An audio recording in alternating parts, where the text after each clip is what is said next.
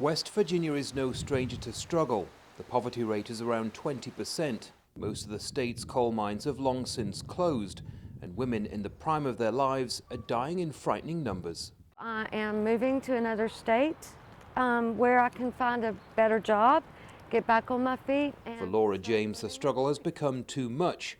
Plagued by health and financial problems, she's decided to leave and says she's seen too many friends die. People get in a state of depression and they just don't want to do anything. And so they just give up. And they turn to anything that'll make them feel better, to make it go away. And that's where the drugs and alcohol comes in. In the US, rising mortality rates are rare, but in rural areas, it's white middle-aged women that are hardest hit. In this county alone, the number of deaths has risen by 27% since 1999. Inpatient rehab services. Dr. Pamela Alderman points to depression, drugs and unemployment, but says there's also a problem with access to health care. We don't have public transportation. We don't have taxis. We don't have subways. So it's hard for these individuals to come from their homes to a community to receive health care.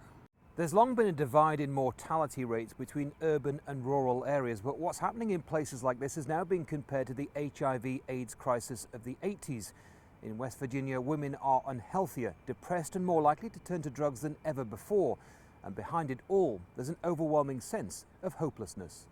A lot of the number one problem that I think that we have actually seen out here is about meth. Diane Hughes works with poor families in the region and says many women are simply giving up.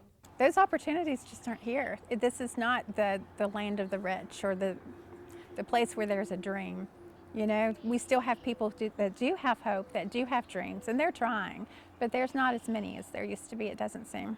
The fact that white women in rural areas are now living shorter, unhealthier lives is shocking in such an advanced nation, and also perhaps an indication of just how vulnerable some communities now are.